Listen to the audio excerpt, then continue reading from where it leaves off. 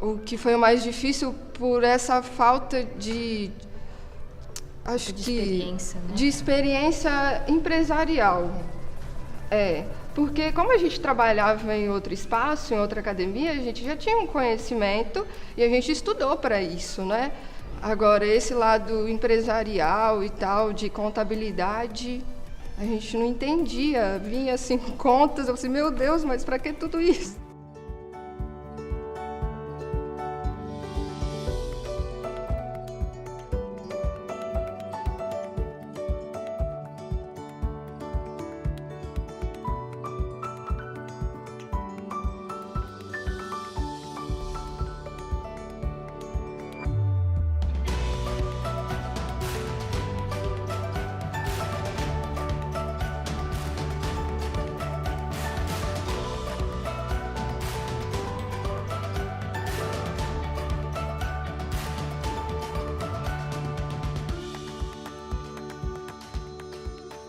Como o primeiro ano foi muito difícil e a gente tem o controle de tudo que é gasto e de tudo que é pago.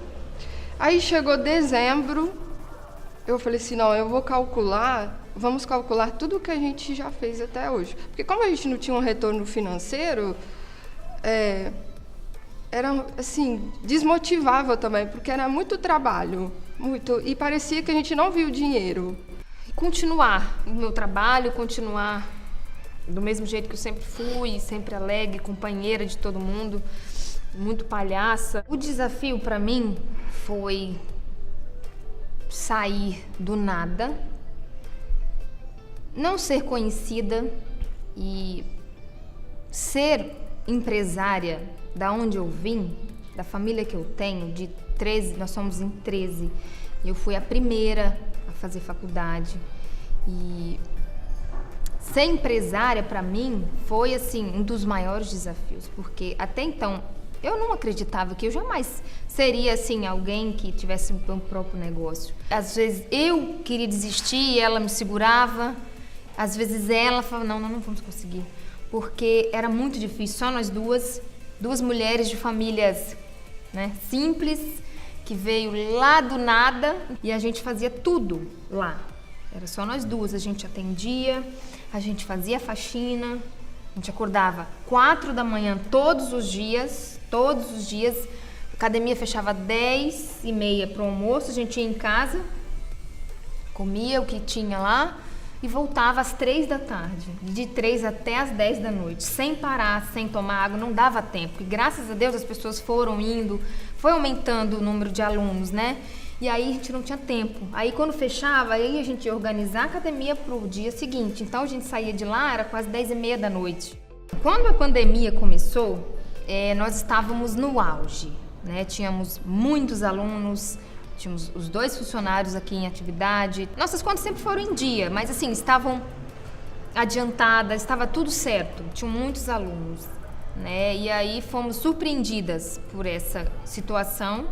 E a gente não acreditava que iríamos fechar, a gente achava que seria outros estados, né? E aí quando chegou para nós, a gente entrou em desespero mesmo, porque fechamos, as contas permaneceram e o dinheiro ia chegar como, né?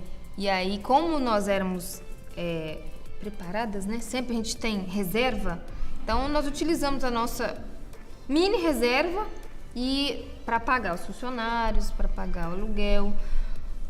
Mas aí a gente viu que não ia dar, porque a gente não sabia até quando iria. A gente achava que seria 15 dias. Ah, vai ser 15 dias. Tudo bem, 15 dias dá.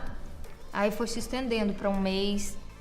A Liliane e a Luana, elas incorporam o que eu chamo de empreendedor super-herói, né? Porque o empreendedor ele tem que ter um pouquinho de cada competência. Ele conhece ele do seu negócio, ok, mas ele tem que ser um pouco administrador, um pouco advogado, um pouco contador, né? E também essa questão a dupla lá enfrentou um caso que ele é bem particular do empreendedor que está ali começando o seu negócio, que é essa gestão do capital de giro, né? Então, quando você começa, você não vai ter ainda aquela receita, né, no pico, no seu pico, tem uma curva aí. E nesse momento é imprescindível você ter reserva, coisa que a dupla tinha ali, né, no seu negócio e que foi fundamental para poder tocar essa empresa nesses momentos de mais dificuldade.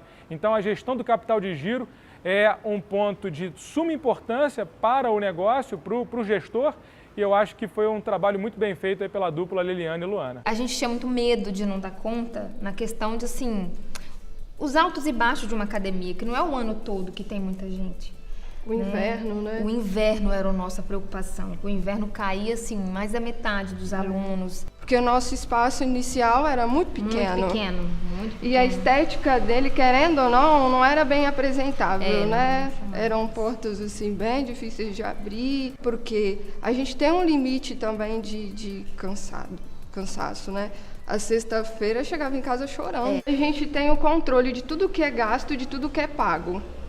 Aí chegou dezembro, eu falei assim, não, vamos calcular tudo que a gente já fez até hoje. Porque como a gente não tinha um retorno financeiro,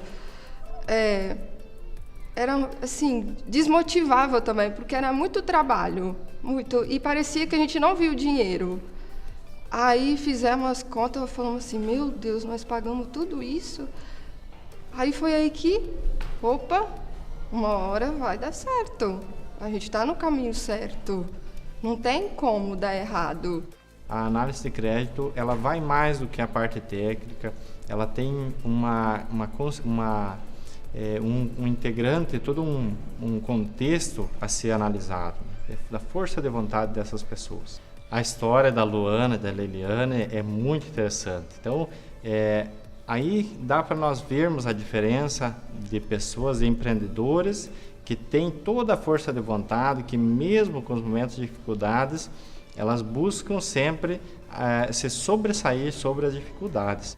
Significou que a gente estava no momento certo quando um empresário nos propôs um novo espaço.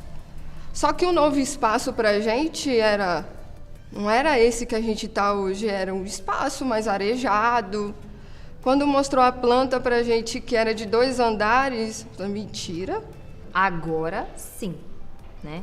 E desde quando estamos aqui, então, assim, agora as pessoas nos olham com outros olhares, né? Então nós não somos mais, como é que chamaram nós? Perrapadas. As duas perrapadas.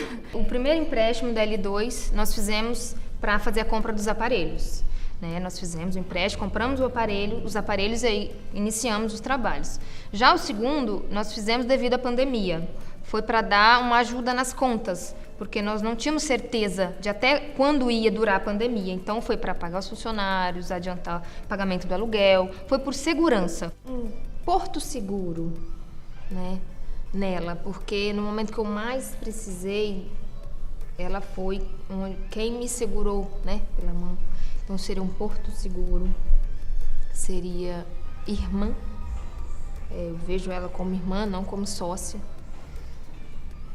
E a amizade que nós temos, não sei se seria assim, mas seria a amizade, assim, independente de... Nós não somos sócia de... Não, somos irmãs, somos amigas, parceiras. Cumplicidade, profissionalismo e amor. O conselho que eu daria para quem está começando, assim como nós, é para não desistir e acreditar primeiramente que ele é capaz. Inicialmente o ganho é mínimo, praticamente zero inicialmente, mas se a pessoa tem um sonho e acredita no seu potencial, o céu é o limite. E tá sempre do lado de pessoas que acreditam em você também, né? Isso aí. Eu quero e queremos que a L2 seja vitrine. O nosso sonho lá mais para frente seria ter várias filiais, eu diria, nos interiores. A Luana está grávida de 9 semanas e quando esse neném nascer, que eu acho que é uma menina, ela vai encontrar uma L2 extremamente forte, um local que vai estar muito cheio. Estaremos com muitos alunos, com mais funcionários. Filho, vai deixar a academia no bom estado. A minha sócia é 100%, então eu não tenho o que me preocupar no tempo que eu estarei em casa. O que eu almejo para ele é que ele venha para a L2 o quanto antes comigo, porque ficar em casa para mim é um problema, eu amo o que eu faço. E eu quero que ele encontre, quando ele nasça, que não tenha mais pandemia e que a academia esteja lotada e que os alunos ajudem eu a cuidar dele aqui dentro.